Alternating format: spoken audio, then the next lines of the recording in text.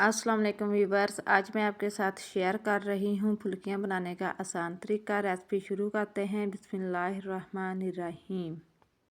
ये मेरे पास है हाफ़ केजी बेसन, पानी, साबुत ज़ीरा, अजवाइन, मीठा सोडा और नमक। एक परात में हम पहले बेसन को अच्छी तरह से छान लेंगे। हमने बेसन को थोड़ा थोड़ा करके अच्छे से छान लेना है।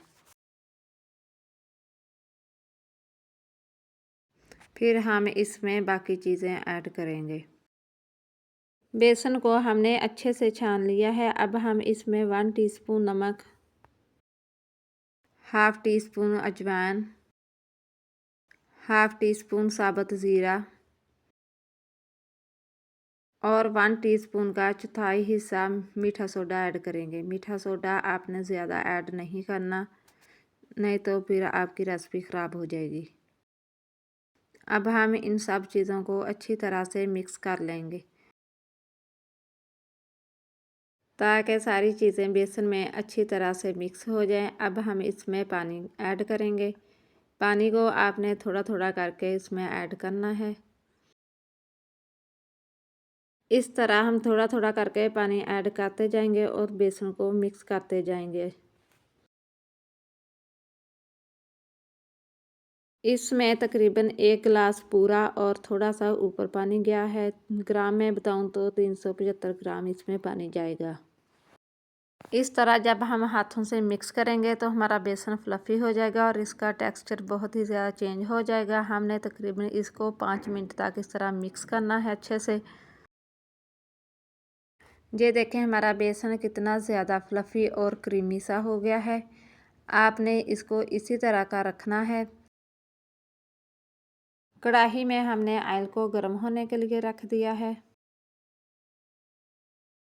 हम हाथ को गीला करेंगे, फिर थोड़ा सा बेसन उठाएंगे, उसको इस तरह चलने के ऊपर रखेंगे, फिर हम नरमी से हाथ को फेरेंगे।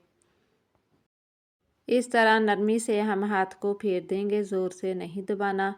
इसी तरह हम सारी फुल्कियाँ डाल लेंगे। अब हम इन फुल्कियों को 1 मिनट तक पकाएंगे और बाहर निकाल लेंगे। हमारी फुल्कियाँ अंदर से अभी कच्ची हैं, नरम हैं, लेकिन हमने इनको दोबारा फिर पकाना है।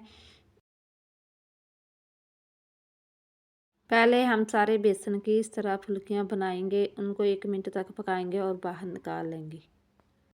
अगर आपके पास छन्ना ना हो तो आप चावलों वाला चम्मच भी ले सकते हैं जिसके सुराख थोड़े से खुले हों, या फिर आप पाइपिंग बैग या जिपलॉक बैग भी ले सकते हैं। आप उसमें बेसन को डालें और इसके कोने में छोटा सा सुराख करें, उससे भी आप फुल्कियाँ बना सकते हैं। हमें पकाते हुए 1 मिनट हो गया है। अब हम इन फुल्कियों को बाहर निकाल लेंगे।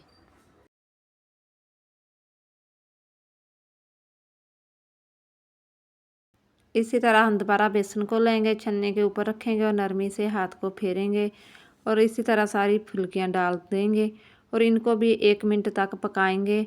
फिर हम इनको बाहर निकाल लेंगे। जहाँ हमारी फुल्कियाँ 1 मिनट तक पक चुकी हैं, अब हम इनको भी बाहर निकाल लेंगे।